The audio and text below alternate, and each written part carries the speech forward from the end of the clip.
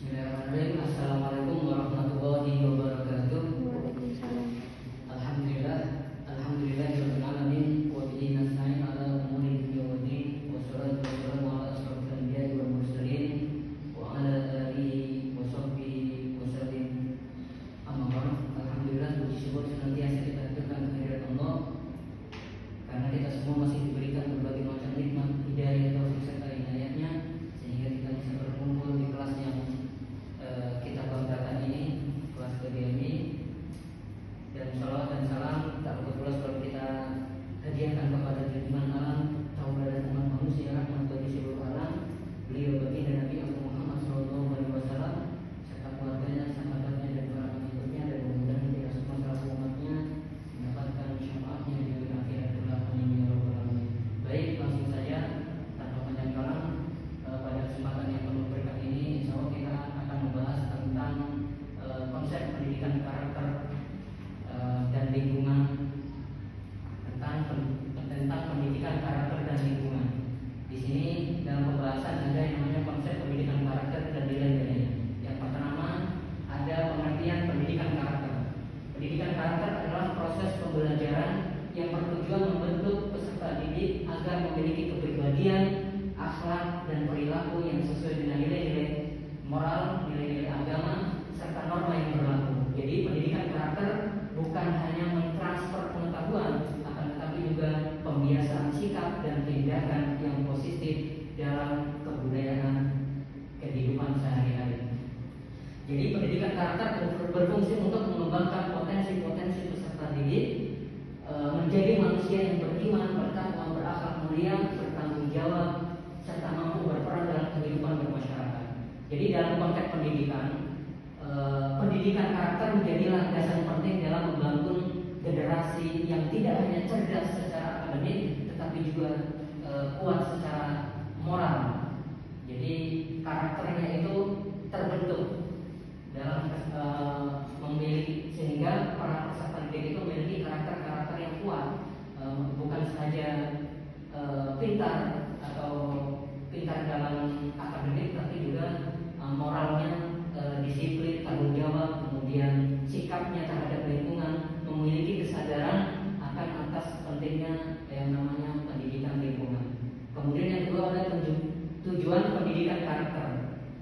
Adapun tujuan utama pendidikan karakter diantaranya adalah sebagai berikut. Yang pertama adalah membentuk pribadi yang berakhlak mulia. Jelas, yang namanya karakter itu berhubungan dengan yang namanya tingkah laku atau dengan akhlak yang disebut dengan akhlak mulia. Jadi dengan adanya memperkuat karakter peserta didik, maka akan tumbuh kesadaran pentingnya yang namanya tadi kesadaran akan lingkungan di sekitarnya. Kemudian yang kedua ada menumbuhkan kesadaran moral dan kemampuan mengambil keputusan secara etis. Jadi dengan adanya karakter yang mumpuni, karakter yang bagus, memiliki akhlak yang mulia, maka akan dalam sendirinya itu, dalam hatinya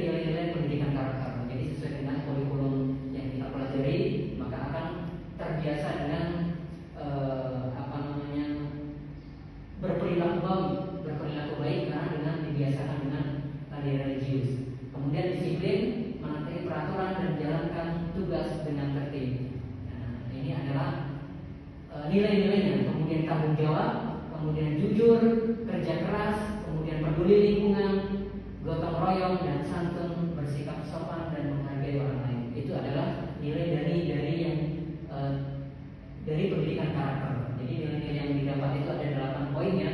Yang pertama tentang kereligiusan, kemudian tentang kedisiplinan, tanggung jawab, kemudian berkata jujur, kemudian kerja keras, peduli lingkungan, gotong royong dan santun. Kemudian nilai peduli lingkungan, religiusitas dan akhlak mulia.